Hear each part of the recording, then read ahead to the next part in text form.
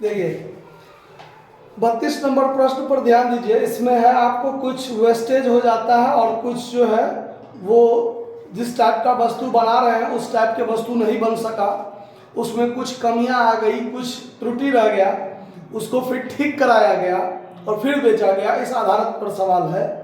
तो सवाल क्या कहता है 32 नंबर, 33 34 सेम उसी प्रकार का है, थोड़ा सा डिफरेंस है, वो भी देख लेंगे बाद में। पहले 32 देखिए। कहता है कि वर्ष के समाप्ति पर निम्न सूचनाएं एक आयरन फाउंड्री की पुस्तकों से ली गई है, ठीक है। जिसमें है क्या कि वर्ष के प्रारंभ में ओपनिंग स्टॉक है रॉ मटेरियल का, वर्ष के दौरान क्रय किया गया है और फिर वर्ष के अंत में कुछ क्लोजिंग स्टॉक भी है। तो रॉ मटेरियल कंज्यूम्ड निकालने में ये तीनों काम आ जाएगा। फिर है डायरेक्ट वेजेस, फिर है कारखाना ऊपरी व्यय यानी फैक्ट्री ओवरहेड, मजदूरी का 50% लगा, स्टोर सामग्री यानी स्टोर ऊपरी व्यय जो है वो सामग्री पर सामग्री की लागत का 10% लगा है। उसके बाद है कि 10% कास्टिंग प्रमाप के अनुसार न होने के कारण अस्वीकृत कर दिया गया और फिर उसको बेच दिया गया। तो ये देखिए, तो पहले तो हम कॉस्ट ऑफ प्रोडक्शन तक निकाल लेंगे, उसके बाद ना देखेंगे कि ये बेकार हो गया और कुछ में कुछ त्रुटि रह गया और ठीक करेंगे। तो कुछ साफ बेकार हो गया जिसको बेच देंगे। तो पहले तो कॉस्ट ऑफ प्रोडक्शन तक निकल जाने के बाद में देखेंगे कि हमारा पूरा बनकर तैयार हो गया माल, और तब देखते हैं कि 10% जो है वो साफ रद्दी है, बेकार हो गया, किसी काम का नहीं है, तो उसको कचरा में बेच देंगे, कचरा भाव में बेच देंगे। और फिर देखेंगे कि कुछ ऐसे हैं 10% 20% ऐसा है जिसमें मामूली कमी है, उसको हम कुछ एक्स्ट्रा खर्च करके ठीक कर सकते हैं, फिर उसको हम बेच देंगे। तो पहले तो बन जाने के बाद देखेंगे ना क्या हुआ नहीं हुआ। सो चलिए, तो अब आगे है कि आगे कहता है कि तैयार कॉस्टिंग का 10% खराब पाया गया, दोषपूर्ण हो गया और उसको क्या कर दिया, अस्वीकृत करके उसके अवशेष को बेच दिया गया और बेचने से 1200 प्राप्त हुआ, ठीक है। फिर कहता है कि तैयार कॉस्टिंग का 10% खराब पाया गया, उनके दोष को दूर करने के लिए अतिरिक्त कारखाना व्यय किए गए, ठीक है। एडिशनल फैक्ट्री ओवरहेड मैंने कुछ किया ताकि वस्तु को क्या किया जाए, इंप्रूव कर दिया जाए यानी सुधार कर दिया जाए, ठीक है। फिर उसके बाद है कि उसको सुधार करने में जो खर्च हुआ है वो प्रत्यक्ष श्रम का 20% अनुपातिक था। मतलब सबसे पहले तो अनुपातिक देखेंगे, फिर उसका 20% देखेंगे, ठीक है। तो इसको बनाएंगे कैसे, देखिए। अब इसमें नंबर ऑफ यूनिट दिया हुआ है, तो जैसे कॉस्ट शीट बनाते हैं, कॉस्ट शीट टाइप का बनाते हैं, ठीक है।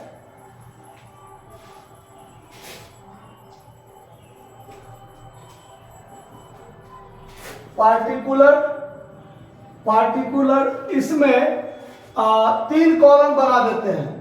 3 कॉलम क्या सब बना देते हैं, तो ऐसा देखते हैं, यहां डाल देते हैं, यहां डाल देते हैं टोटल कॉस्ट, यहां डाल देते हैं कॉस्ट पर यूनिट, और यहां देखते हैं आउटपुट, हमारा आउटपुट कितना है, ठीक है, आउटपुट। तो अब हम यहां यह देखते हैं कि raw material, opening raw material दिया हुआ है, ओपनिंग रॉ मटेरियल कितना है, ओपनिंग रॉ मटेरियल 21,000। तो यहां लिखते हैं 21,000, आउटपुट हमारा कितना है 1,000। तो ओपनिंग रॉ मटेरियल कंज्यूम्ड हमारा टोटल कॉस्ट के अंतर्गत आएगा। तो opening raw material 21,000, purchase of raw material कितना है 1,50,000। तो दोनों को जोड़ दीजिए तो 1,71,000, इसमें से लेस कर दीजिए क्लोजिंग स्टॉक। क्लोजिंग स्टॉक कितना है 15,000। तो ये घट के जो आएगा वो हो जाएगा 1,56,000, शायद 1,56,000, जो हमारा रॉ मटेरियल कंज्यूम्ड हो गया। अब चलिए कंज्यूम्ड ये हो गया। अब इसमें 1,000 से भाग देंगे तो 156 रुपया ये हो जाएगा मेरा, इसमें कुछ नहीं करना है, ये सब तो 1000 यूनिट पर अभी हो रहा है ना, इसीलिए। अब इसमें हम क्या करेंगे, डायरेक्ट वेजेज। डायरेक्ट वेजेज कितना है, 30,000। तो 1000 पर, तो एक पर कितना, 30 रुपया, 30 रुपया, यही ना, 1000 से भाग होता 30 रुपया होगा। ये अगर हम जोड़ लें, ये जोड़ लें, तो ये हो जाएगा आपका 1,86,000 और 186, ये हो गया आपका प्राइम कॉस्ट। इसमें नहीं कोई दिक्कत है। उसके बाद फैक्ट्री ओवरहेड, इसमें ऐड करेंगे हम लोग फैक्ट्री ओवरहेड। तो फैक्ट्री ओवरहेड के बारे में कहता है कि मजदूरी का 50%, तो ये जो मजदूरी है 30,000, उसका 50% मतलब 15,000। तो एक यूनिट पर कितना, 15। ये अगर हम जोड़ दें तो ये हमारा हो जाएगा वर्क कॉस्ट। वर्क कॉस्ट कितना, तो ये हो गया आपका 2,01,000, यही होगा ना, और ये हो जाएगा 201। फिर इसमें ऐड करेंगे हम ऑफिस ओवरहेड। ऑफिस ओवरहेड ये सब तो नॉर्मल है। सामग्री का 10%, तो सामग्री का 10%, तो सामग्री कितना लगा है, 1,56,000, उसका 10%, 10% ऑफ मटेरियल लिख लीजिए, और यहाँ पर लिख लीजिए 50% ऑफ वेजेज लिख दीजिए, ठीक है। तो ये हो जाएगा आपका 15,600, 15,600, और यहाँ पर अगर भाग दीजिएगा तब 15 रुपया 60 पैसा, यही होगा। और इसको जोड़ दीजिएगा तो 2,16,600, ये हो गया cost of production. Cost of production, कोई दिक्कत, यहां तक तो नॉर्मल था, आसानी से समझ गए होंगे। अब इसके बाद ये सब जो है, ये सब अब यहां पर आ जाइए, ये पूरे 1000 यूनिट हो गया ना, 1000 यूनिट का कॉस्ट ऑफ प्रोडक्शन इतना, और इसको यदि जोड़ दें तो 216 रुपया 60 पैसे लगभग। क्लियर। अब यहां से लफड़ा क्या होता है कि हमारा 10% माल खराब हो गया, रद्द हो गया, बेकार हो गया, जिसको हमने बेच दिया कचरा भाव में, और वो 1200 रुपया में मैंने बेच दिया। अब यहां पर लेस कर दीजिए सेल्स ऑफ स्क्रैप, वेस्टेज हो गया कितना, 10%, मतलब 1000 का 10%, 100 बेकार हो गया, तो 900 यूनिट बचा। कितना तैयार, कितना हुआ, यहां पर हम फिनिश्ड गुड्स की बात अगर करें तो इतना हुआ, और यहां अगर देखें तो कॉस्ट ऑफ फिनिश्ड गुड्स अभी तक 900 यूनिट पर हमारा कितना, 1200 रुपया हमको कचरा भाव में बेच दिए, तो कितना बच गया, घटाइए, 2,16,600 में से 1200 घटा दीजिए, 2,15,400, 2,15,400 हमने 900 गुड्स तैयार किए, उसका कॉस्ट ऑफ प्रोडक्शन जो निकला हमारा कितना, 2,15,400। क्लियर। अब क्या हुआ, इसमें भी 10%, 900 यूनिट का 10% स्टैंडर्ड तरीका से नहीं बना था, जिसको हमने और ठीक कराने में हमको एक्स्ट्रा खर्च लगा। तो अब उसके लिए हम ठीक कराने में, वो देखिए, कैलकुलेशन ऑफ एडिशनल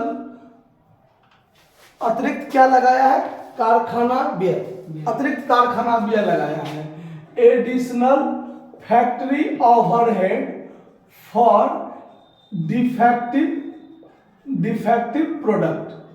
ठीक है, तो सबसे पहले तो यह देखते हैं कि डिफेक्टिव प्रोडक्ट मेरा कितना है।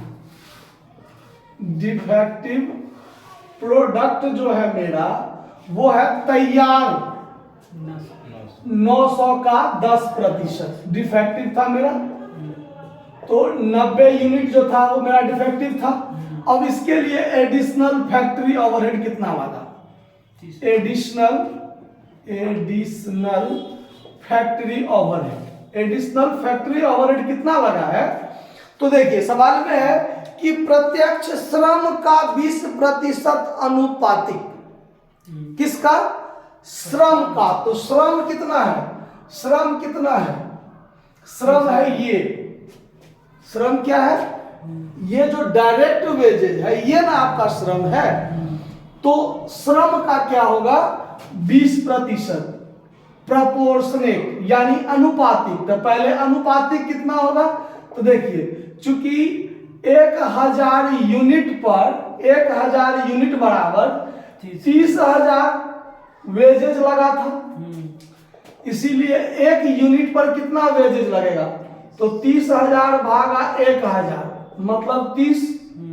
इसीलिए 90 यूनिट पर कितना लगेगा? तो 30 गुने 90 यानी 2700 रुपया लगेगा ना। तो ये तो प्रोपोर्शनेट निकल गया 2700। लेकिन अगर पूरे 2700 खर्च करेंगे तो उतने में तो नया बन जाएगा, बनेगा कि नहीं बनेगा? यहाँ क्या है? एक तो निर्मित है, कुछ गलती था उसमें, कुछ को ठीक करने में कुछ ही खर्च होंगे। तो जितना अनुपातिक निकला उसका 20% यदि खर्च कर दे तो वो ठीक हो जाएगा। तो अब उसका 20% निकालने के लिए 2700 का 20% क्या कर दीजिए? खर्च कर दीजिए। यानी 540 रुपया अगर उस 90 वस्तु पर फिर से खर्च कर दे तो फिर वो फिनिश हो जाएगा, तैयार हो जाएगा। तो ये खर्च आपका एडिशनल फैक्ट्री ओवरहेड के रूप में जाएगा। तो यहां पर आपको ऐड करना है additional factory overhead for defective unit for improve यानी सुधार के लिए हम मात्र 540 रुपया और उस पर खर्च कर दें तो हमारा सुधार हो जाएगा। तो ये जो हो जाएगा आपका 2,15,940, ये हो जाएगा टोटल कॉस्ट फॉर या ऑफ फिनिश्ड गुड्स। ठीक है। तो अब यहां पर देखिए, ये भी तो 900 प्रोडक्ट पर ही होगा, क्योंकि 900 का 10% 90 डिफेक्टिव था, फिर उसमें खर्च किए तो ठीक हो गया, तो 90 है ना, तो ये तो 90 ही रहेगा। ये आपका इसमें कोई कमी नहीं होना चाहिए। ठीक है। ये 216 रुपया। अब ये क्या हो जाएगा? तो ये देखिए 1200 रुपया आ गया। तो अब ये जो हुआ आपका कॉस्ट ऑफ प्रोडक्शन, ये 900 का हो गया। तो अब इसमें 900 से भाग लीजिए, तब होगा 2,15,400 भागा 900 तो 239 रुपया 33 पैसा। ठीक है। अब ये जो 540 खर्च हुआ वो कितना पर? 900 पर। तो फिर 540 भागा 900 कर दीजिए, तो 0.60 पैसा, मतलब 60 पैसा हुआ खर्चा। तो अब इस दोनों को जोड़ देंगे तो 239 रुपया 93 पैसा जो होगा वो हमारा टोटल खर्चा। अब सवाल में प्रॉफिट या सेल्स के संबंध में कोई बात है नहीं, तो यही आपका क्या हो गया? सवाल बनकर तैयार हो गया। इसको आप लोग नोट कर लीजिए। धन्यवाद।